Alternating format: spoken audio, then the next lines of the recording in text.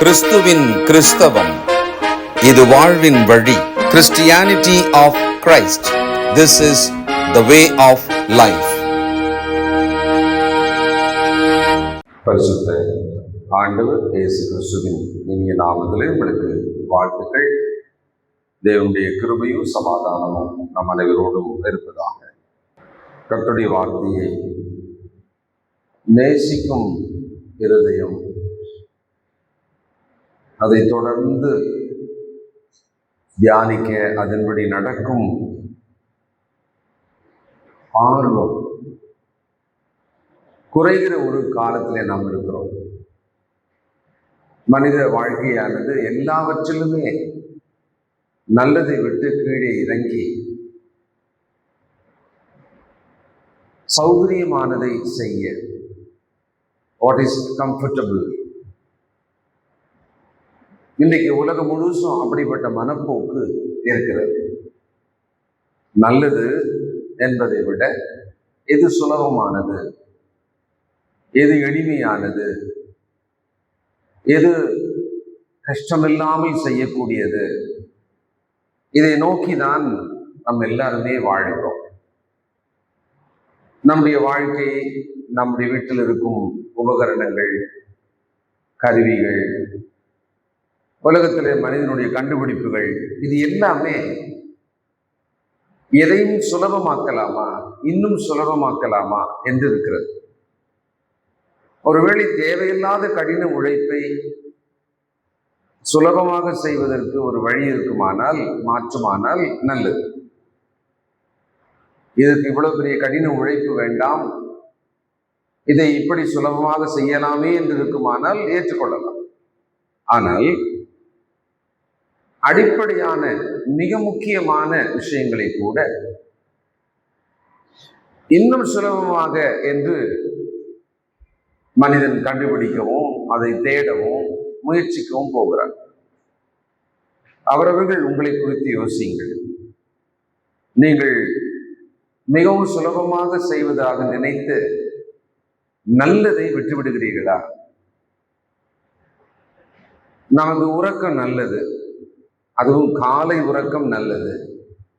ஆனால் ஒரு குறிப்பிட்ட வயதுக்கு மேலே இன்றைக்கு மருத்துவம் சொல்லுகிறது, நீங்கள் நடக்க வேண்டும்.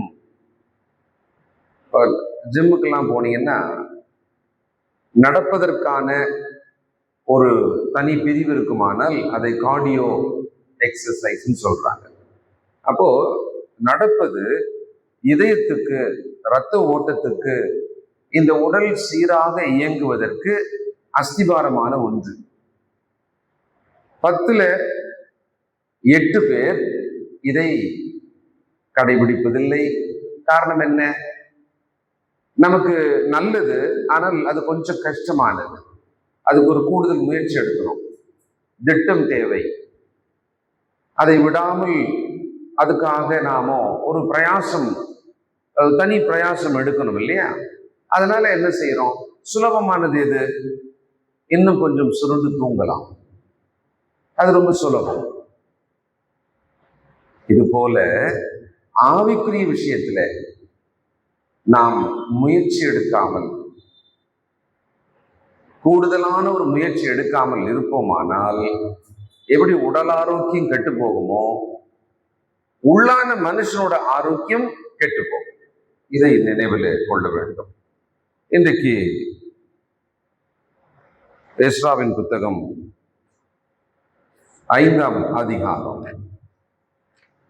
மீண்டும் தேவாலயம் கட்டுவதற்கான முயற்சி ஆரம்பிக்கப்பட்டது. அதை அவர்கள் செய்து கொண்டிருக்கிறார்கள். அப்பொழுது ஆகாய் தீர்க்கதரிசியும் இத்தோவின் குமாரனாகிய சகரியா என்னும் தீர்க்கதரிசியும் யூதாவிலும் எருசலேமில் உள்ள யூதருக்கு இஸ்ரவேல் தேவனின் நாமத்திலே தீர்க்க தரிசனம் சொன்னார்கள். திடீர்னு இவங்க எங்கிருந்து வந்தாங்க? அந்த காலத்திலே இருக்கும் தீர்க்கதரிசிகள் தான் இவங்க. ஆகாய், சகரியா அந்த காலத்திலே யூதா மக்களுக்கும் இஸ்ரவேல் மக்களுக்கும் கர்த்தருடைய வார்த்தையை சொல்லுகிறவர்கள். இந்த சமயத்துல தேவாலயம் கட்டுவதிலே ஒரு 16 ஆண்டு காலம் இடைவெளி ஏற்பட்டு விட்டது. மீண்டும் கட்ட துவங்குறாங்க. ஊக்கம் கம்மியா இருக்கும், உற்சாகம் கம்மியா இருக்கும். ஒரு பெரிய கேப் விட்டுட்டோம்னா அந்த வேலையை தொடரும் போது அதுல அவ்வளவு பெரிய உற்சாகம் இருக்காது. ஃப்ரெஷ்ஷா அஸ்திவாரம் போட்டு புதுசா தொடங்கும் போது ரொம்ப உற்சாகமா இருக்கும்.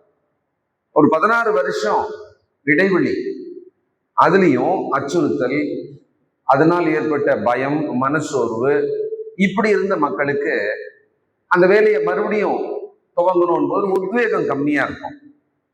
அப்ப தேவன் என்ன பண்றாரு, தம்முடைய தீர்க்கதரிசிகளை அனுப்புறாரு. அந்த தீர்க்கதரிசிகள் அவர்களை பலப்படுத்தணும். ஏற்கனவே நாம கடைசியா பார்த்தது, அவர்களுக்கு ஒரு பயம் இருந்தது, பிறகு மனசோர்வு இருந்தது. ஒரு வேலையை நாம தொடராமல் இருப்பதற்கு இந்த 2 முக்கியமான காரணங்கள். ஒன்று பயம், இன்னொன்று மனசோர்வு. இப்ப தேவன் என்ன பண்ணணும்னா, இந்த பயத்தை நீக்கணும், மனசோர்வை நீக்கணும். அதுக்கேற்ற மாதிரி அவர்களுக்கு வார்த்தைகளை சொல்லி அவர்களை தைரியப்படுத்தணும். அதுக்குதான் இந்த 2 தீர்க்கதரிசிகள் வராங்க. சகரியாவின் புத்தகம் 1ஆம் அதிகாரம் 1 வசனம். இவர் யார்? தரியு அரசாண்ட 2ஆம் வருஷம் 8ஆம் மாதம்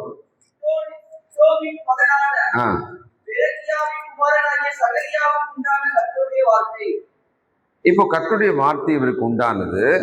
வாசிப்போம்.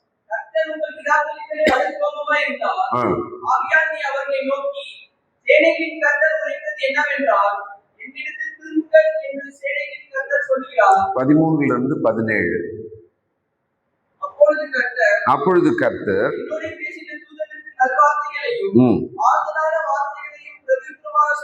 ஆறுதலான வார்த்தைகளை, பாத்தீங்களா, ஆறுதலான வார்த்தைகளை. அப்போ அந்த மக்களுக்கு அந்த வேலையை செய்ய வைக்கிறதுக்காக அப்ப என்ன தேவைப்பட்டதுன்னா, ஆறுதலான வார்த்தைகள் தேவைப்பட்டது. ஒரு ஊழியக்காரன் உங்க வாழ்க்கையில, நம்ம வாழ்க்கையில ஒரு குறிப்பிட்ட சந்தர்ப்பங்களில ஆறுதலான வார்த்தைகளுக்காக தேவைப்படுகிறார். அவர் இப்படி பேசும்போது, சபையில எல்லாருக்குமாக பேசும் பொழுது சீர்திருத்தல், கண்டித்தல், உணர்த்துதல், புத்தி சொல்லுதல் எல்லாமே இருக்கும். ஆனால் ஒரு கஷ்டத்திலே ஒருவர் இருக்கும்போது அவர்களுக்கு ஆறுதலான வார்த்தைகளை அவர் சொல்லுவார். ஏன் நம்ம வாழ்க்கையில இந்த வேத புத்தகம் தான் ஒண்ணு இருக்குல்ல, நம்ம மொழியிலே இருக்குல்ல, நம்மளே டெய்லி தொடர்ந்து படிச்சுக்கிட்டு அப்படியே நம்ம வாழ்ந்துடலாமே. ஒரு ஆசிரியர்னு சொன்னா ஒரு 12 வருஷம் பள்ளி, சில ஆண்டுகள் கல்லூரி, அவ்வளவுதானே. அதுக்கப்புறமா ஒரு ஆசிரியர் நம்ம வாழ்க்கையில தொடர்ந்து எல்லாம் வர்றது இல்லையே. ஆனால் 50 வருஷத்துக்கு கூட, 60 வருஷத்துக்கு கூட, 70-80 வருஷத்துக்கும் ஒருவருக்கு ஒரு போதகர் ஏன் தேவைப்படுகிறார்? போதித்து, சிக்ஷித்து, உணர்த்தி, வழிநடத்தும்படியான ஒரு ஆள், ஒரு ஆசான் ஏன் தேவைப்படுகிறார்? அது ஒரு காரணம், துன்பமும் சோர்வும் இருக்கும் பொழுது தொடர்ந்து ஓடுவதற்கு உற்சாகம் குறைஞ்சிரும். தொடர்ந்து கர்த்தருக்கு பிரியமாக வாழ்வதற்கு உற்சாகம் குறைஞ்சிரும். அப்ப ஆறுதல் படுத்த, அந்த ஆறுதலை எவ்விதமாக அப்படின்னு கூட நம்ம பார்க்கலாம். 14. அப்பொழுது என்னோடு பேசின தூதன் என்னை நோக்கி, சேனைகளின் கர்த்தர் உரைக்கிறது என்னவென்றால், நான் எருசலேமுக்காகவும் சீயோனுக்காகவும் மகா வைராக்கியம் கொண்டிருக்கிறேன். நான் கொஞ்சம் கோபம் கொண்டிருந்த போது அவர்கள் தங்கள் கேட்டை அதிகரிக்க தேடினபடியால் சுகமாக வாழுகிற புறஜாதிகள் பேரில் நான் கடும் கோபம் கொண்டேன். ஆகையால் மன உருக்கத்தோடே எருசலேமிடத்தில் திரும்பினேன் என்று கர்த்தர் சொல்லுகிறார். என் ஆலயம் அதிலே கட்டப்படும், எருசலேமின் மேல் அளவு நூல் பிடிக்கப்படும் என்று சேனைகளின் கர்த்தர் சொல்லுகிறார் என்று கூறு என்றார். இன்னும் என் பட்டணங்கள் நன்மையினால் பரம்பி இருக்கும். இன்னும் கர்த்தர் சீயோனை தேற்றரவு பண்ணுவார், இன்னும் எருசலேமை தெரிந்து கொள்ளுவார் என்று சேனைகளின் கர்த்தர் சொல்லுகிறார் என்று பின்னும் கூறு. அப்போ தேவன் தன்னை இந்த இடத்துல குறிப்பாக சேனைகளின் கர்த்தர், ஏன்னா சுற்றி இருந்த தேசங்களில் இருந்து ஒரு பயமுறுத்தல், இந்த வேலையை அவங்க கட்டவே செய்யவே கூடாதுன்றதுக்காக ஒரு பயமுறுத்தலை கொடுத்துக்கிட்டே இருந்தார். அப்போ தேவன் அவங்களுக்கு தன்னை யாராக நினைப்பூட்டுகிறார்? சேனைகளின் கர்த்தர். பயப்படாதீங்க, கொஞ்சம் கோபமா இருந்தேன், அதுக்கப்புறம் என் கோபம் புரஜாதியின் பக்கம் திரும்பியது. இப்பொழுது நீங்கள் ஆலயத்தை கட்ட வந்திருக்கீங்க, நீங்க ஆலயத்தை தொடர்ந்து கட்டுங்க. அதை கட்டுவதற்காக உங்கள் மனம் சோர்ந்து போக வேண்டாம். உங்களுக்கு ஆறுதல், உங்களுக்கு தேற்றரவு, உங்களுக்கான உற்சாகத்தை நான் கொடுக்கிறேன், நீ போய் சொல்லு என்று தீர்க்கதரிசி அனுப்புறார். அடுத்தது ஆகாய் என்னும் தீர்க்கதரிசி. அவர் என்ன பண்றாரு? ஆகாயின் புத்தகம் 1ஆம் அதிகாரம்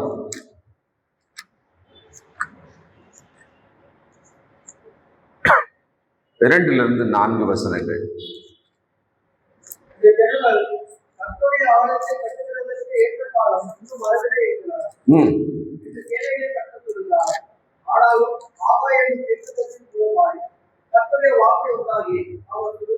இப்போ ஆகாய் மூலமாக சொல்லப்படுவதும் அதே மக்களுக்கு தான். நோக்கம் ஆலயத்தை கட்டுங்க. 2 பேரோட மெசேஜ் அதுதான். ஒருத்தர் சகரியா படிச்சப்ப ஆறுதல், ஒரு தேற்றரவு, அதை சொல்லிட்டே இருக்கார். இப்போ ஆகாய் சொல்லும் பொழுது அதே வேலையை தான் செய்ய வைக்கணும். ஆனா இவர் என்ன சொல்றாருன்னு பாருங்களேன். இந்த வீடு பாழாய் கிடக்கும் போது நீங்கள் மற்ற பாவப்பட்ட உங்கள் வீடுகளில் குடியிருக்கும்படியான காலம் இதுவோ? இப்பொழுது சேனைகளின் கர்த்தர் சொல்லுகிறார், உங்கள் வழிகளை சிந்தித்து பாருங்கள், உங்கள் வழிகளை சிந்தித்து பாருங்கள். என்ன சொல்றாரு? நீங்க இந்த 16 வருஷம் ஆன உடனே அவங்க வீடெல்லாம் கட்டிட்டு அதை ரெனோவேட் பண்ணி அதுக்குரிய சில விஷயங்கள்லாம் பண்ண ஆரம்பிச்சிட்டாங்க. அதுல கவனமாயிட்டாங்க. அப்ப சொல்றாரு, நீங்க ஏற்கனவே இருந்த வீட்டுல இன்னும் கொஞ்சம் நல்லா அதை பண்ணணும்ன்ற மாதிரி போயிட்டீங்களே, மச்சு பாவு ஒரு வீட்டுக்கு போறீங்களே, உங்க வீட்டை இன்னும் கொஞ்சம் நல்லா ஆக்கலாம் அப்படின்னு போறீங்களே, நீங்கள் உங்கள் வழிகளை சிந்தித்து பாருங்கள். இவரு முக்கியமா என்ன சொல்றாரு? Come and do the work of the Lord. கர்த்தருடைய வேலை அங்க இருக்குல்ல, அதை செய்ய வாங்க. இன்னும் எத்தனை வருஷத்தை நீங்க கடத்துன்னு போயிட்டே இருப்பீங்க? ஒரு கீழ்ப்படிதலுக்கு, கர்த்தருக்கு கீழ்ப்படிவதற்கு அழைக்கிறார். அங்க ஆறுதலும் உற்சாகம் சொல்லும்படி ஒரு பக்கமா ஒரு தீர்க்கதரிசி வர்றார். இன்னொரு தீர்க்கதரிசி ஒபே பண்ணுங்க, கர்த்தருடைய வேலை செய்யுங்க அப்படின்னு வர்றார்.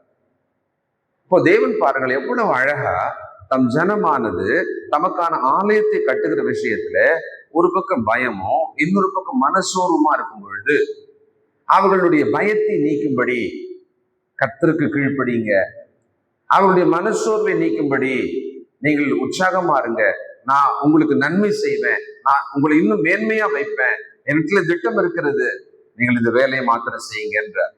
அப்ப தேவன் ரொம்ப அழகா அவர்களை சந்திக்கிறார். எஸ்ராவின் புத்தகம் 5ஆம் அதிகாரம். அப்பொழுது செயல்தியலின் குமாரனாகிய செருபாபேலும் யோசதாக்கின் குமாரனாகிய இயேசுவாவும் எழும்பி எருசலேமில் உள்ள தேவனுடைய ஆலயத்தை கட்டத் தொடங்கினார்கள். அவர்களுக்கு திடன் சொல்ல, தைரியம் சொல்ல தேவனுடைய தீர்க்கதரிசிகளும் இருந்தார்கள். அப்ப கூடவே இருக்காங்க அவங்களுக்கு தைரியம் சொல்றதுக்காக. அப்ப நம்ம வாழ்க்கையில வேத புத்தகம் இருக்கிறது, கூடவே நமக்கு தைரியம் சொல்லும்படியாக, கர்த்தருடைய வசனத்திலிருந்து தைரியம் சொல்லும்படியாக ஒரு நல்ல பரிசுத்தவான் நம்மளோட, ஒரு நல்ல கர்த்தருடைய வார்த்தையை நேசித்து கீழ்ப்படுகிற பக்தி உள்ள ஒரு மனுஷன், ஒரு மனுஷி நம்மோட, அல்லது ஒரு போதகர் நம்மோட இருந்தா அது எப்படி இருக்கும்? இவர்களுக்கு இருந்தது. அந்த 2 தீர்க்கதரிசிகளும் அவர்களை திடன் செய்ய, அவர்களை தைரியப்படுத்த கூடவே இருந்திருக்காங்க. அவர்களுக்கு அப்படி ஒரு பலத்தை கடவுள் கொடுத்தாரு. 3ஆம் வசனம். இக்காலத்திலே நதிக்கு இப்புறத்தில் இருக்கிற நாடுகளுக்கு அதிபதியாகிய தத்னாய் என்பவனும் சேத்தார் ஓஸ்னாயும் அவர்கள் வகையராவும் அவங்களோட சேர்ந்த சிலரும் என்று அர்த்தம். அவர்களிடத்துக்கு இந்த ஆலயத்தை கட்டுறவங்க கிட்ட இந்த ஆலயத்தை கட்டவும் இந்த மதிலை எடுப்பிக்கவும் உங்களுக்கு கட்டளையிட்டவன் யார் என்று அவர்களை கேட்டார்கள். நீங்க கூட உங்களுக்கு ஒரு அனுபவம் இருந்திருக்கும். ஏதோ ஒரு வீட்டு வேலை செய்றீங்க, ஒரு வீடு கட்டுறீங்க. அங்க நீங்க கட்ட ஆரம்பிச்சு சில தினங்கள்ல நம்ம சுற்றிலும் இருக்கிற மனிதர்கள் நம்மளை கேட்பாங்க, என்ன பண்றீங்க வீடா அப்படின்வாங்க. நம்ம என்ன அதுல வேற எதனா கட்ட போறோமா? ஆனா சும்மா கேட்பான் நம்மள, அப்படி ஒரு கேள்வி கேட்டு நம்மகிட்ட என்ன பதில் வருது அப்படின்னு பார்ப்பான். அடுத்தது சில அதிகாரிகள், கார்பரேஷன்ல இருந்தோ மற்றபடி அதிகாரிகள் வருவாங்க. என்ன பண்ணிட்டுறீங்க? அப்ரூவல் வாங்கிட்டீங்களா? பிளான் எங்க? அப்படின்னு அவங்க சில கேள்விகள் கேட்பாங்க. அப்போ ஒரு வேலை செய்ய ஆரம்பிக்கும் போது அதை ஒட்டி நம்ம சுற்றிலும் மனிதர்கள், அதிகாரத்தில் இருப்பவங்களும் வந்து கேள்வி கேட்பாங்க, அதிகாரத்துல இல்லாதவங்களும் நம்ம வந்து கேள்வி கேட்பாங்க. இப்ப இவங்க என்ன பண்ணிருக்காங்க, புறசாதியை ராஜாக்கள் அவங்க வந்து கேட்கிறாங்க, யார் உங்களுக்கு கட்டளையிட்டது? ஏன்னா ரொம்ப வருஷமா இது அப்படியே இருக்குன்றது இவங்களுக்கு தெரியும். திடீர்னு ஒரு கூட்டம் வருது, தேவாலயத்தை கட்டுறாங்க அப்படின்னா அவங்களுக்கு ரொம்ப ஆச்சரியமா இருக்கு. யார் இது கட்ட சொன்னது, யார் பர்மிஷன் கொடுத்தது, அந்த டோன்ல கேட்கிறாங்க. அப்பொழுது அதற்கு ஏற்ற உத்தரவையும் இந்த மாளிகையை கட்டுகிற மனிதரின் நாமங்களையும் அவர்களுக்கு சொன்னோம். நாங்க பதில் சொன்னோம், யாரு எங்களை கட்ட சொன்னது, யாரோட தலைமையில நாங்க இதை கட்டுறோன்றத நாங்க பதில் சொன்னோம். ஆனாலும் இந்த செய்தி தரியுனிடத்துக்கு போய் எட்டுகிற வரைக்கும் இவர்கள் யூதருடைய மூப்பரின் வேலையை தடுக்காதபடிக்கு அவர்களுடைய தேவனின் கண் அவர்கள் மேல் வைக்கப்பட்டிருந்தது. அப்பொழுது இதை குறித்து அவர்கள் சொன்ன மறுமொழியை கடிதத்தில் எழுதி அனுப்பினார்கள். அதை வந்து கேட்டவங்களுக்கு பதிலும் கிடைச்சது. ஆனாலும் அவங்க ஒரு விஷயத்தை அப்சர்வ் பண்ணியிருக்காங்க, இவங்க மிகப்பெரிய கற்களை கொண்டு, பின்னால கடிதம் படிக்கும்போது நமக்கு தெரியும், செய்யறாங்க. அவங்க தேவனோட கண் அவங்க மேல இருக்கு. ஒரு முக்கியமான விஷயம். நாம் நம்முடைய வாழ்க்கையில வாழ்ந்து கொண்டிருக்கிறோம். பலவீனமா இருக்கலாம், பலத்தோடு இருக்கலாம், நமக்கான நன்மைகள் இருக்கலாம், குறைவா இருக்கலாம். ஆனால் நம் வாழ்க்கையை வாழ்ந்து கொண்டிருக்கும் பொழுது, தூரத்தில் இருந்து பார்க்கும் பொழுது கர்த்தர் அவனோடு இருக்கிறார், கர்த்தர் அவர்களோடு இருக்கிறார் அப்படின்னு சொல்ற மாதிரி இருக்கா? ஏன்னா நீங்க பழைய ஏற்பாட்டுல நிறைய இடம் பாத்தீங்கன்னா, பரிசுத்தவான்கள் சிலரை பத்தி தேவன் சொல்லும் பொழுது கர்த்தர் அவனோடு இருந்தார், யோசேப்போடைய கர்த்தர் இருந்தார், தாவீதோடைய கர்த்தர் இருந்தார். அப்போ அவர்கள் கர்த்தருடைய அந்த பிரசன்னத்தோடு கூட இருந்தத வேதமும் நமக்கு சொல்லி இருக்கிறது, சுற்றி இருந்தவங்களும் சொல்லி இருக்கிறாங்க. அவங்களை எதிர்க்க முடியாது, கர்த்தர் அவர்களோடு இருக்கிறார். புறஜாதி மக்கள், புறஜாதி ராஜாக்கள் இஸ்ரவேலை பார்த்து சொல்லிடுவாங்க. இந்த இடத்துல ரொம்ப அழகான வார்த்தை, தேவனின் கண் அவர்கள் மேல் வைக்கப்பட்டிருந்தது. யாரும் சொல்றாங்க சொல்லல, அது ஒரு பக்கம் விட்டுருவோமே. நம்ம வாழ்க்கையின் மீது தேவனுடைய கண் வைக்கப்பட்டிருப்பதாக நினைக்கிறோமா? அப்படி ஒரு ஞாபகம் இருக்கா? நம்ம அப்படி நினைச்சு பார்க்கலாமா? என் வாழ்க்கையின் மீது தேவனுடைய கண் வைக்கப்பட்டிருக்கிறது. அது எப்படி இருக்கும்? அப்படி சொன்ன உடனேயே ரொம்ப கம்ஃபர்டபுளா இருக்கா, பயமா இருக்கா? ரெண்டுமே உணர்வு தான். தேவனுடைய கண் என் மேல் வைக்கப்பட்டிருக்கிறது அப்படின்னு உடனே எப்படி இருக்கு? ஒரு குறிப்பிட்ட ஏரியாவுக்கு போறோம், எல்லாரும் போறோம், அங்கே ஒருவர் பயந்து உள்ள வராரு, மற்றவங்க எல்லாம் சாதாரணமா போறாங்க. என்ன அப்படின்னு பார்த்தா, அந்த பயந்தவன் சொல்றான், இங்க கேமராலாம் இருக்கு, இங்க கேமரா நிறைய இருக்கு அப்படின்னு சொல்றான். அவன் ஏன் பயந்தான் அப்படின்னா, அவன் அங்க ஏதோ தவறு செய்ய வந்திருக்கான். அதனால கேமரா இருக்குன்னு உடனே அவனுக்கு மட்டும் பயம் வந்துடுச்சு. மற்றவங்க அதை தவறு செய்யணும்னு வரல, திட்டமே இல்லைல்ல, அவங்க சாதாரணமா தான் போயிட்டு இருக்காங்க. அது மாதிரி தேவனுடைய கண் உங்கள் மீது வைக்கப்பட்டிருக்கிறதுன்னு சொல்லும் போது, அப்படி நாம நினைக்கும் போது நமக்குள்ளே ரொம்ப நல்லது, என் வாழ்க்கையின் மேல கர்த்தருடைய கண் இருக்கணும் சொல்லுவேன். சில நேரத்துல அந்த பெரிய மனுஷனோட கண் பார்வை பட்டா போதும், கடவுளோட கண் பட்டா போதும், எல்லாம் சரியாயிடும் இல்ல. நாம் எப்படி நினைக்கிறோம்? அல்லது நாம் தேவனுக்கு விரோதமான பாவங்களை, அந்தரங்கமான பாவங்களை, குற்றங்களை செய்து கொண்டிருப்போமானால் தேவனுடைய கண் நம்ம இருக்கிறது அப்படின்னு சொல்றதுக்கு அச்சமா இருக்கும். அந்த வாக்கியத்துக்கே போகவே மாட்டோம், அந்த எண்ணத்துக்கே நம்ம போகவே மாட்டோம். இந்த புறசாதி ராஜாக்கள் ஒரு ரிப்போர்ட் கொடுக்குறாங்க ராஜாவுக்கு. அதுல தேவனின் கண் அவர்கள் மேல் இருந்ததுன்றாங்க. இப்ப எழுதி அனுப்புறாங்களாம். என்ன எழுதி அனுப்புறாங்க? 6 முதல் 17 வசனங்கள் அந்த கடிதத்தை பற்றி தான் பார்க்கலாம். நதிக்கு இப்புறத்தில் இருக்கிற தத்னா என்னும் தேசாதிபதியும் சேத்தார் போசனாயும், நதிக்கு இப்புறத்தில் இருக்கிற அப்பர்சாகியரான அவன் வகையராவும் ராஜாவாகிய தரிவுக்கு எழுதி அனுப்பின கடிதத்தின் நகலாகும். ராஜாவாகிய தரிவுக்கு சகல சமாதானம் உண்டாவதாக. நாங்கள் யூதர் சீமையில் உள்ள மகாதேவனுடைய ஆலயத்துக்கு போனோம். அது பெருங்கற்களால் கட்டப்பட்டிருக்கிறது, கட்டப்படுகிறது. மதில்கள் மேல் உத்திரங்கள் பாய்ச்சப்பட்டு அந்த வேலை துரிசாய் அல்லது விரைவாய் நடந்து அவர்களுக்கு கைகூடி வருகிறது என்பது ராஜாவுக்கு தெரியலாவதாக. இந்த மாதிரி ஒண்ணு நடந்துட்டு இருக்கு, ஜஸ்ட் ஃபார் யுவர் இன்ஃபர்மேஷன் அப்படின்னு சொல்லிட்டு முதல் தகவல் கொடுக்குறாங்க. பெரிய பெரிய கற்கள் மதில்கள் மீது அவர்கள் மரக்கட்டைகளாலே ரொம்ப பெரிய அளவுக்கு பண்றாங்க, ஒரு பெரிய பாதை அளவுக்கு பண்றாங்க. இத படிப்படியா எழுதுறாங்க. அப்பொழுது நாங்கள் அவர்கள் மூப்பர்களை நோக்கி, இந்த ஆலயத்தை கட்ட இந்த மதிலை எடுப்பிக்க உங்களுக்கு கட்டளையிட்டது யார் என்று கேட்டோம். இதுவும் அல்லாமல் அவர்களுக்குள்ளே தலைவனான மதிரை இன்னார் என்று உமக்கு எழுதி அறியப்படுத்தும்படி அவர்கள் நாமங்கள் என்னவென்றும் கேட்டோம். யார் சொன்னது? இப்ப உங்களோட இருக்கிற தலைவர்கள் பேர் என்ன கேட்பாங்கல்ல, யார் இன்சார்ஜ், யார் சூப்பர்வைசரு, இந்த வேலையை யார் பார்த்துட்டு இருக்கா, யார் ஓனரு அப்படின்வாங்கல்ல, அதே மாதிரிதான் அவங்களுக்கு கேள்வி கேட்டிருக்காங்க. இப்ப அவங்களுக்கு பதில் 11ஆம் வசனம்.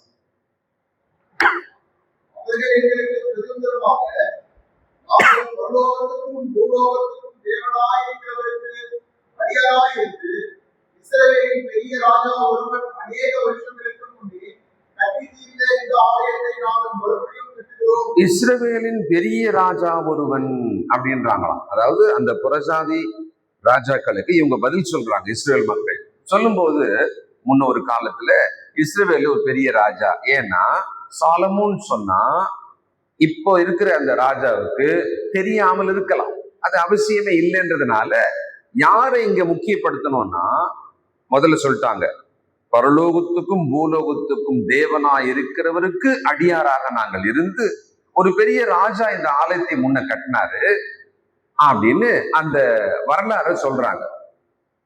அந்த பெரிய ராஜா சாலமோன் நமக்கு தெரியும். 12, எங்கள் பிதாக்கள் பரலோகத்தின் தேவனுக்கு கோபம் ஊற்றினபடியால் அவர் இவர்களை பாபிலோன் ராஜாவாகிய நேபுகாத்நேச்சார் என்றும் கல்தேயன் கையில் ஒப்பு கொடுத்தார். அவன் இந்த ஆலயத்தை நிர்மூலமாக்கி ஜனத்தை பாபிலோனுக்கு கொண்டு போனான். ஆனாலும் பாபிலோன் ராஜாவாகிய கோரேசின் 1ஆம் வருஷத்திலே கோரேஸ் ராஜாவானவர் தேவனுடைய இந்த ஆலயத்தை கட்டும்படி கட்டளையிட்டார்.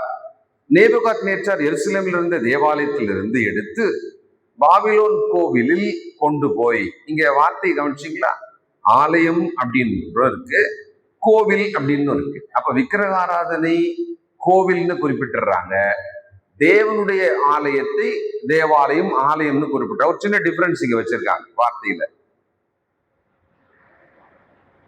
கோவிலில் கொண்டு போய் வைத்திருந்த தேவனுடைய ஆலயத்தின் பொன் வெள்ளி பனிமூட்டுகளை ராஜாவாகிய கோரேஸ் பாபிலோன் கோவிலில் இருந்து எடுத்து அவர் தேசாதிபதியாக நியமித்த செஸ்பாத்சார் என்னும் நாமமுள்ளவரிடத்தில் அவைகளை ஒப்புவித்து அவனை நோக்கி, நீ இந்த பனிமூட்டுகளை எடுத்து எருசலேமில் இருக்கும் தேவாலயத்துக்கு கொண்டு போ, தேவனுடைய ஆலயம் அதன் ஸ்தானத்திலே கட்டப்பட வேண்டும் என்றார். அப்பொழுது அந்த செஸ்பாத்சார் வந்து எருசலேமில் உள்ள தேவனுடைய ஆலயத்தின் அஸ்திவாரத்தை போட்டான். இந்நாள் முதல் இதுவரைக்கும் அது கட்டப்பட்டு வருகிறது, அது இன்னும் முடியவில்லை என்றார்கள். இப்பொழுதும் ராஜாவுக்கு சித்தமாயிருந்தால் எருசலேமில் தேவனுடைய ஆலயத்தை கட்ட ராஜாவாகிய கோரேஸ் கட்டளையிட்டதுண்டோ என்று பாபிலோனில் இருக்கிற ராஜாவின் கஜானாவில் ஆராய்ந்து பார்க்கவும். ட்ரெஷரியில போய் பாருங்க, இந்த விஷயத்தில் ராஜாவினுடைய சித்தம் என்னதென்று எங்களுக்கு எழுதி அனுப்பவும் உத்தரவாக வேண்டும் என்று எழுதி அனுப்பினார்கள். அப்போ அந்த காலத்துல சம்பவங்கள் எழுதப்படுகிறது, அவைகள் பதிவாக ட்ரெஷரியில கஜானாவில அதுவும் ஒரு டாக்குமெண்டா வைக்கப்படுகிறது. அப்படிதான் அந்த காலத்துல வைப்பாங்க ராஜாக்கள். இப்போ நீங்க பாருங்க, இப்படிதான் வரலாறு. இப்ப இருக்கிற தரியூர் ராஜா எங்களுக்கு ஒரு உத்தரவு மட்டும் அனுப்புங்க, ஏன்னா மறுபடியும் ஒருத்தனா வந்து ஒரு தேசத்துல இருந்து கேட்டு இருப்பான்ல. அப்போ ராஜா சொல்லிட்டாருப்பா, இதான் காப்பி இருக்குது, பர்மிஷன் அப்படின்னு சொல்லி கூட காமிச்சிக்கலாம் இல்லையா அப்படின்னு இவங்க சொல்லி முடிச்சாங்க. இப்போ இதை நம்ம இதுல பார்த்துட்டோம். இப்ப நம்ம வாழ்க்கையில கற்றுக்கொள்ள வேண்டிய சில பாடங்கள், இதன் மூலமாக நாம் என்னன்னு பார்ப்போம். கர்த்தருடைய வேலையை செய்யும் போது நமக்கான ஊக்கம், உற்சாகம், மனிதர்கள் அதை சொல்ல ஒரு தேவை நமக்கு இருக்கு. பணம் இருக்கு, செஞ்சிடலாம், ஆட்கள்லாம் இருக்காங்க, பண்ணிடலாம் அப்படின்னு மட்டுமே எல்லா வேலையும் பண்ணிட முடியாது. மனிதர்கள் நம்மை உற்சாகப்படுத்த, நம்மை பலப்படுத்த, நம்முடைய சோர்வு, நம்முடைய பலவீன நேரங்களில நல்ல வார்த்தைகளை நம்மோடு பேச தேவை, எப்பவுமே தேவை. இப்ப நீங்க உழைக்கிறீங்க, சம்பாதிக்கிறீங்க, நீங்க ஒரு வேலை செய்யறீங்க, நீங்க உழைக்கிறீங்க, சம்பாதிக்கிறீங்க, ஒரு நன்மை பெற்றுக்கொள்றீங்க. அதையே சிலர்கிட்ட சொல்றோம், மகிழ்றோம், பகிர்ந்து கொள்றோம், ஆலோசனை கேட்கிறோம். அவங்களோட நம்ம மகிழ்ச்சியை, நம்முடைய துக்கங்களை பகிர்ந்து ஏன் நம்ம வாழ்ந்துட்டே இருக்கிறோம்? நம்ம உழைப்பு, நம்ம போனோம், நம்ம ஏதோ செய்யறோம், நம்ம பாட்டுக்கு போலாம் இல்ல, நம்ம அந்த மாதிரி இருக்க முடியாது. அப்ப தேவனுடைய வேலை செய்யும் போது நம்மோடு கூட பணம் பொருள் மாத்திரமல்ல, மனிதர்கள் தேவை. நம்மோடு பயணிக்க மனிதர்கள் தேவை. அவங்க கர்த்தருடைய வார்த்தையை நமக்கு சொல்ற மாதிரியான மனிதர்கள் தேவை. நம்ம விருப்பப்படியே நம்ம எப்படி இருக்கிறோமோ அதுல எந்த விதமான கரெக்ஷனுமே தேவைப்பட்டா கூட சொல்லாத மாதிரி ஆட்களே நமக்கு இருந்தா எப்படி இருக்கும்? நம்மளால கரெக்ட் பண்ணிக்கவே முடியாது.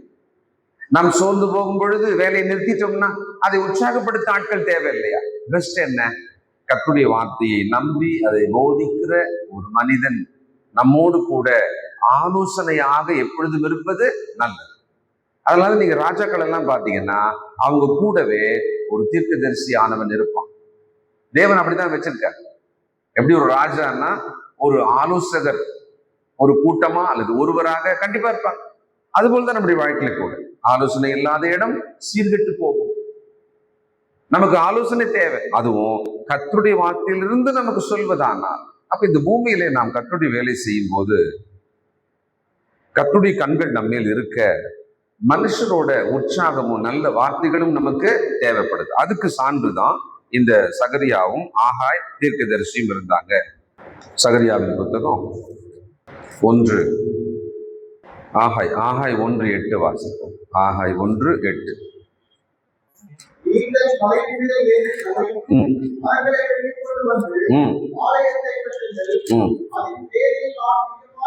அதன் பேரில் நான் பிரியமா இருப்பேன். நாம் என்ன வேலை செய்து கொண்டிருக்கிறோமோ நல்லா கவனிங்க. தேவன் நான் உங்களுக்கு ஒரு வார்த்தை சொல்றாரு. அவங்க ஆலயம் கட்டுறாங்க, அது தேவனுக்காக தான், அதுல ஒன்றும் பிரச்சனை இல்லை. ஆனால் நீங்கள் அப்படி செய்தால் அது எனக்கு மகிமையா இருக்கும் என்று ஒரு விஷயத்த சொல்றாரு. நீங்க என்னமோ பண்ணுங்க அப்படின்னு சொல்றதுக்கும் நீங்க இதை செய்யுங்க எனக்கு ரொம்ப சந்தோஷமா இருக்கும் வித்தியாசம் இருக்குல்ல. பையன் ஏதோ பண்றான், ஏதோ பண்ணி தொலைடப்படா அப்படின்னு சொல்றதுக்கும் நீ இதை பண்ணி முடிச்சுன்னு சொன்னா I will be very proud of you அப்படின்னு எப்படி இருக்கும்? அது ஒரு உற்சாகம் தானே. தேவன் பாருங்க சொல்றார், நீங்கள் தேவனுடைய ஆலயம், எனக்கு ஆலயம் கட்டுங்க, அது எனக்கு மகிமையா இருக்குமா, அதுல ரொம்ப பிரியப்படுறேன் அப்படின்றார். கர்த்தருக்காக நாம் செய்யும் பிரயாசங்களிலே அவர் பிரியப்படுறார். கர்த்தர் நிமித்தமாக செய்யும் எந்த ஒரு செயல்பாட்டிலும் தேவன் பிரியப்படுறார். அப்போ ஒவ்வொரு நாளும் ஏதாவது ஒன்றை கர்த்தருக்கு பிரியமாக நாம் செய்யணும். நமக்குரிய கடமையே செய்யாதவர்களா இருந்தால் அவர்கள் எப்படி கர்த்தருக்கு பிரியமானதை செய்வாங்க? யோசிச்சு பாருங்களேன். நம்முடைய கடமையே நம்ம செய்யாத ஆள், அதுலயே நம்ம இன்னும் சரியா ஆகலைன்னா கர்த்தருக்கு பிரியமானதை எப்ப செய்ய ஆரம்பிக்க போகிறோம்? யோசிங்க. இவர்கள் கர்த்தருக்கு பிரியமானதை செய்ய கர்த்தர் அவர்களை பலப்படுத்துவார். 12ஆம் வசனம். அப்பொழுது செயல்தியலின் குமாரனாகிய செருபாபேலும் யோத்சுதாக்கின் குமாரனாகிய யோசுவாவும் என்னும் பிரதான ஆசாரனும் ஜனத்தில் மீதியான அனைவரும் தங்கள் தேவனாகிய கர்த்தரின் சத்தத்துக்கும் தங்கள் தேவனாகிய கர்த்தர் அனுப்பின ஆகாய் என்னும் தீர்க்கதரிசியினுடைய வார்த்தைகளுக்கும் செவி கொடுத்தார்கள். ஜனங்கள் கர்த்தருக்கு முன்பாக பயந்திருந்தார்கள். இதுக்கு முன்னால மனுஷரோட பயமுறுத்தல் இருந்தது, பயந்திருந்தாங்க. இப்ப கர்த்தருடைய வார்த்தைய அவர் தைரியப்படுத்துறத கேட்ட உடனே அப்படியே கர்த்தருக்கு பயந்திருந்தார்கள் இங்க வாசிக்கிறோம். அப்போ ஒரே ஒரு ஆல்டர்னேட்டிவ் தான், மனுஷனுக்கு பயந்திருக்கிற ஒருவர் அங்கிருந்து எப்படி வெளியே வர்றது? கர்த்தருக்கு பயப்பட ஆரம்பிச்சா போதும். இதுல என்ன வித்தியாசம் ஆயிட போகுது? நல்ல கவனிங்க. மனுஷருக்கு பயந்தா என்ன பண்றோம், என்ன பேசுறோம் எதுவுமே தெரியாது. ஆனா கர்த்தருக்கு பயந்தா முதல் விஷயம் அதுல என்ன பண்ணிடுவோம்? கர்த்தருக்கு பிரியமானதை செய்யணும், கர்த்தருக்கு பிரியம் இல்லாததை விட்டுறணும். இந்த தெளிவு நமக்கு வந்துடும். ஏன்னா கர்த்தருக்கு பயப்படணும்னு வரும்போது அது தீமையை விட்டு விலகுவதுதான் அதோட நேச்சர். மனுஷனுக்கு பயப்படணும்னு போகும்போது அது நம்மளை கண்ணியில சிக்க வைக்கும், கூடுதல் கண்ணியில நம்மளை சிக்க வைக்கும், டிராப்ல கொண்டு போய் நம்மளை விட்டுறோம். இதுதான் மனுஷ பயத்துக்கும் கர்த்தருக்கு பயப்படுற பயத்துக்குமான வித்தியாசம். இவர்கள் மனுஷனுக்கு பயந்தாங்க, கொஞ்சம் தயங்கினாங்க, சோர்வானாங்க. 16 வருஷத்து வேலை நின்று போச்சு. நடுவுல இவங்க வேலையெல்லாம் பார்க்க போயிட்டாங்க. அப்ப மீண்டும் கர்த்தர் தம் தீர்க்கதரிசிகளை அனுப்பி பயத்தை நீக்குவதற்கு கர்த்தருக்கு கீழ்ப்படிந்து அவருக்கு பயப்படுங்க. இவ்வளவுதான், வெரி சிம்பிள். இன்னைக்கு உங்களுடைய வாழ்க்கையின் செயல்பாடுகள் உங்களுக்கே பாராட்டுற மாதிரி இல்லையா? சிலருடைய வாழ்க்கை அப்படிதான் இருக்கு. Even you cannot appreciate your life. உங்களோட வாழ்ந்து கொண்டிருக்கும் இந்த வாழ்க்கைய உங்களாலேயே பாராட்ட முடியல. என்ன பண்ணலாம்?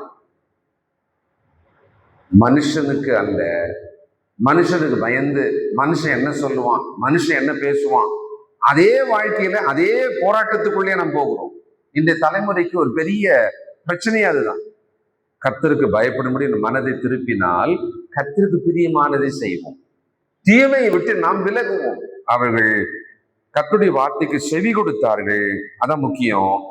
அவர்கள் கர்த்தருக்கு முன்பாக பயந்திருந்தார்கள். 1 யோவான் 4:18 வசனம். அன்பிலே பயமில்லை, பூரண அன்பு பயத்தை புறம்பே தள்ளும். பயமானது வேதனை உள்ளது. கர்த்தருக்கு பயப்படும் பயம் ஏன் நமக்கு தேவைப்படுதுன்னு சொன்னா, அந்த இடத்துல பூரண அன்பு இருக்கிறது. ஆனா மனுஷனுக்கு பயப்படுகிற பயம் நம்மளை கலங்கடிக்கிறது, நம்மளை புத்தி பேதலிக்க செய்கிறது, இன்னும் மிக மோசமான கண்ணியில நம்ம சிக்க வைக்கிறது. மனுஷனுக்கு பயப்படுற பயம். ஆனா கர்த்தருக்கு பயப்படும் பொழுது அவருடைய அன்புக்குள்ள நாம் போகிறோம், அவருடைய பூரண அன்புக்குள்ளே நாம் போகிறோம். இன்றைக்கு நம்முடைய இருதயத்துக்குள்ளே தேவனுடைய அன்பு தாராளமாக கொடுக்க அவர் ஆயத்தமா இருக்கிறார். அதனால அவருக்கு தண்டிச்சிருவாரு, அடிச்சிருவாரு அப்படின்னு பயந்து ஒரு திருட போலீஸை பார்த்து ஓடுறான்ல, அந்த பயம் இல்லை. அவருடைய அன்புக்காக, அவரை நேசிக்கும்படியாக, தீமை விட்டு விலகி அவருக்கு கீழ்ப்படியும்படியான அந்த பயம்தான் தேவன் நம்மிடத்தில் எதிர்பார்க்கிறார். அந்த பயம் நமக்கு இப்பொழுது தேவை. சகரியாவின் புத்தகம் 1:16-17.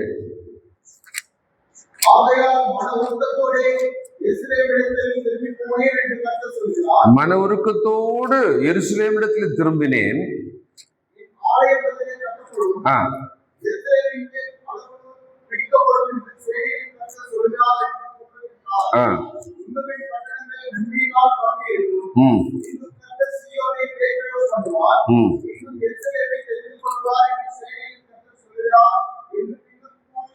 என்றார்.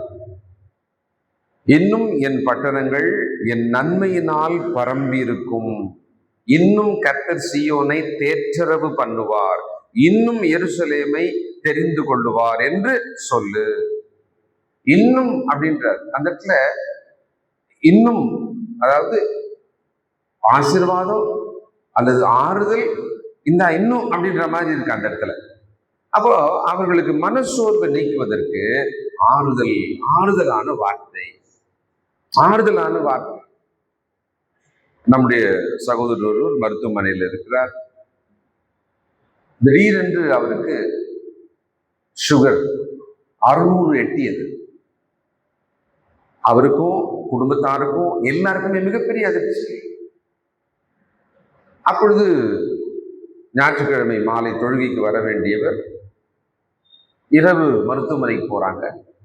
அந்த அவசரம், எமர்ஜென்சி, அதுல எல்லாருமே போயிட்ட பிறகு ஒரு இரவு 1:15 எனக்கு போன் பண்றாங்க. நான் போன் கவனிக்கல. அதுக்கப்புறம் நான் 1:30 எழுந்திரிக்கும் போது தான் பார்த்தேன். அப்போ ஒரு மெசேஜ் ஒன்று இருந்தது, அதுல ஒரு ஆடியோ மெசேஜ். இந்த மாதிரி இருக்கு, மகனுக்காக ஜெபம் பண்ணுங்க, இந்த மாதிரி ஒரு கண்டிஷன் அப்படின்னு. விடிந்த பிறகு நான் அவங்ககிட்ட பேசுறேன். அதுக்கப்புறம் பேசினேன், மத்தியானம் பேசினேன், மாலை பேசினேன், இரவு போய் பார்த்தேன்.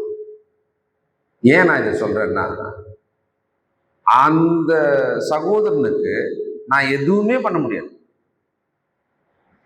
அந்த சுகவீனப்பட்டு ஐசியூல இருக்கிற அந்த சகோதரனுக்காக நான் எதுவுமே பண்ண முடியாது, அவங்களும் எதுவுமே பண்ண முடியாது. ஆனா ஒரு விஷயம் மாத்திரம் அவங்களுக்கு தெரியும், நமக்கும் தெரியும், நம் தேவனை நோக்கி பார்க்கலாம்.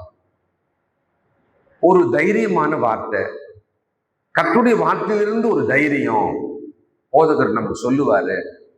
இதான் அவங்களுடைய எதிர்பார்ப்பு, வேற ஒண்ணுமே கிடையாது. இந்த ஒரு விஷயம் மட்டும்தான். அப்ப நம்ம வாழ்க்கையில நாம் போராடி களைத்து கூட வாழ்கிறோம். ரொம்ப களைப்பாகும். இன்னைக்கெல்லாம் வாழ்க்கை நம்மளை ரொம்ப களைப்பாக்குது. ஏன்னா அவ்வளவு பெரிய சவால்களை நம்ம எதிர்கொள்ள வேண்டியிருக்கிறது. சிலது வருகிறது, சிலது நாம் நிர்பந்தமாகவும் ஏற்றுக்கொள்ளுகிறோம். ஆனா நமக்கு ஆறுதல் தேவையாச்சு. ஆனா தூக்கி சுமந்தாலும் ஏன் மேல தூக்கி வச்சாலும் சுமை தானே. அப்போ அதுல ஒரு ஆறுதல் தேவைப்படுது. அந்த மனசோர்வு நீங்க எனக்கு நல்ல வார்த்தை தேவைப்படுது இல்லையா? Rest is God's word. Best கடவுளுடைய வார்த்தை தான். மனிதர்கள் தற்காலிகமா நம்மளுக்கு ஆறுதல் சொல்லலாம், தைரியம் சொல்லலாம். ஆனா கர்த்தருடைய வார்த்தையிலிருந்து வருகிற ஆறுதல், தேர்தல் மேலே நாம் எப்பவுமே ஒரு நம்பிக்கை வைக்கணும். நமக்காக ஒருவர் பேசுவதை விட நமக்காக ஒருவர் ஜெபிப்பதன் மேலே நாம் நம்பிக்கை வைக்கணும். அதனால நம்ம ஒருவருக்காக ஒருவர் ஜெபிக்கணும், ஒருவருக்காக ஒருவர் ஆறுதல் கண்டிப்பா சொல்லணும். இப்ப இந்த இடத்துல தேவன் அவங்களுக்கு ரொம்ப பிரியமா இருக்கேன், இந்த வேலையில நீங்க செய்யுங்க, நான் சந்தோஷப்படுவேன், எனக்கு மகிமையா இருக்கும் அப்படின்னு அவர்களை உற்சாகப்படுத்துறார். இன்றைக்கு நாம் செய்யும் நன்மையின் மேலே கர்த்தர் நம்மை உற்சாகப்படுத்துறார். அவருடைய வாக்கின் மேலே நாம் நம்ம நம்பிக்கையை நம்ம வைக்கணும். 1 தெசலோனிக்கேயர் 4 அதிகாரம் 13 முதல் 1 தெசலோனிக்கேயர் 4:13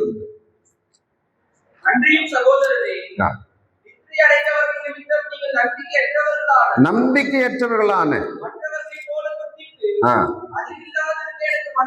நம்பிக்கையற்றவர்கள் என்ன ஆவார்கள்? துக்கித்து அவர்கள் ஏதோ ஒரு அறிவு இல்லாம போயிட்டு. நம்பிக்கையற்றவர்கள் எதை பத்தியோ ஒரு அறிவு இல்லை அவங்களுக்கு, துக்கமாயிட்டாங்க. நம்பிக்கை இல்லாதனால துக்கம் தான் கண்டிப்பா வரும். அப்போ அறிவில்லைன்றாரு அந்த இடத்துல. அதுக்காக தான் அந்த வசனத்தை படிக்கணும்.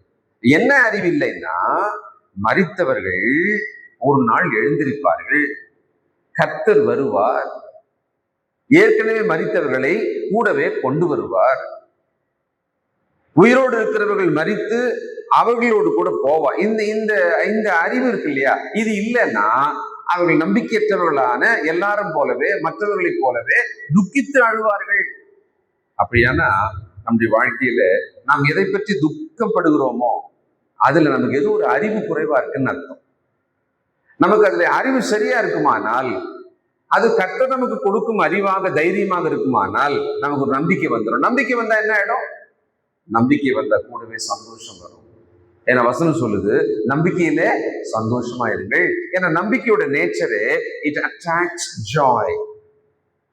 அவநம்பிக்கை எதை அட்ராக்ட் பண்ணும்? துக்கத்தை தான் அட்ராக்ட் பண்ணும். அவநம்பிக்கை துக்கத்தை சேர்த்துக்கிட்டே இருக்கும், நம்பிக்கை சந்தோஷத்தை சேர்த்துக்கிட்டே இருக்கும். அப்ப தேவன் நம்முடைய பயத்துக்கு கர்த்தருக்கு கீழ்ப்படிங்க, மனுஷனுக்கு அல்ல கர்த்தருக்கு கீழ்ப்படிங்க என்று ஒரு மருந்து சொல்றார். அதே மாதிரி மனசோர்வுக்கு இதோ ஆறுதல், இதோ உற்சாகம் உங்களுக்கு சொல்லப்படுகிறது, உங்களுக்கு ஆறுதல் இருக்கிறது. இன்னைக்கு நமக்கு கிறிஸ்துக்குள்ள பரிசுத்த ஆவியானவருடைய தேற்றரவு இருக்கிறது, comfort. Christ has sent the Holy Spirit as a comforter. அதனாலதான் வேத வாக்கியங்களை வாசித்து வாசித்து நாம் ஆறுதலை, நம்பிக்கையை பெற்றுக் கொடுக்கிறோம். அந்த மொத்த அதிகாரத்துல ஏற்கனவே ஒரு விஷயத்தை சொன்னேன், மறுபடியும் சொல்லி முடிக்கிறேன். தேவனுடைய கண் அவர்கள் மேல் வைக்கப்பட்டிருந்தது. இதை ஞாபகம் வச்சுக்கோங்க. தேவனுடைய கண் என் வாழ்க்கையின் மீது இருக்கிறது. தேவனுடைய கண் என் வாழ்க்கையின் மீது இருக்கிறது. இதை திங்க் பண்ணுங்க. ஒருவேளை கர்த்தருக்கு பிரியமில்லாத சில செயல்கள் நம்முடைய வாழ்க்கையில் இருக்கா? அதையெல்லாம் செய்யாமல் சுத்திகரிக்கலாம். நம்ம இன்னும் கர்த்தருக்கு பிரியமாக செய்வதில் உற்சாகம் இல்லை, மனசோர்வா இருக்கு, வேற ஏதோ எண்ணங்கள் இருக்கா? அதுல நம்மளை சரி செய்து கொள்ளலாம். தேவனுடைய கண் அவர்கள் மேல் வைக்கப்பட்டிருக்கிறது. ஜெபம் செய்வோம். சர்வ வல்லமையுள்ள நல்ல பிதாவே, பரிசுத்தர் பரிசுத்தர் பரிசுத்தரே, ஏதோ இந்த அற்புதமான வரலாற்றை நாங்கள் படித்தோம் தகப்பனே. நாங்கள் அந்த காலத்தில் இருக்கிற அந்த வரலாற்றின் மூலமாக எங்கள் வாழ்க்கைக்கான சில முக்கியமான பாடங்களை கற்றுக்கொள்கிறோம்ப்பா. எங்களுக்கும் சில நேரம் பயம் வருகிறது, எங்களுக்கும் சில நேரம் மனசோர்வு உண்டாகிறது. உமக்கு கீழ்ப்பட்டால், உம்முடைய தேற்றரவை, உம்முடைய வாக்கை நம்பினால் எங்களுக்கு பயம் இல்லாமல் தைரியமும் திடனும் உண்டாகும் என்று இப்பொழுது கற்றுக்கொண்டிருக்கிறோம். நல்ல தகப்பனே, உம்முடைய மக்கள் ஒருவரையும் கண்ணோக்கி பாரும். விசேஷமாக மருத்துவமனையில் இருக்கிற ரிச்சர்டுக்காக ஜெபிக்கிறப்பா. அவருடைய சரீரத்திலே ஏறி இறங்கி கொண்டிருக்கிற அந்த சர்க்கரையானது சீராகத்தக்கதாக உதவி செய்யும். பெரிதான தீங்கில்லாமல் உம்முடைய மகனை காத்துக்கொள்ளும். அந்த முழு குடும்பமும் அந்த மருத்துவமனையின் வாசலில் இருக்கிறார்கள் அப்பா. ஆறுதலும் சமாதானத்தையும் அவர்களுக்கு தாரும். நாங்களும் கூட உமது வார்த்தையினால், உமது வாக்குத்தத்தங்களால் நம்பிக்கையோடு கூட சந்தோஷமா இருக்க எங்களுக்கு உதவி செய்யும். எங்களுக்கு வேண்டிய சுகம், சமாதானம் தாரும், ஞானம் தாரும். இயேசு கிறிஸ்துவின் நல்ல நாமத்துல நன்றியோடு ஜெபிக்கிறோம் எங்கள் நல்ல பிதாவே. God bless you. இதனாலே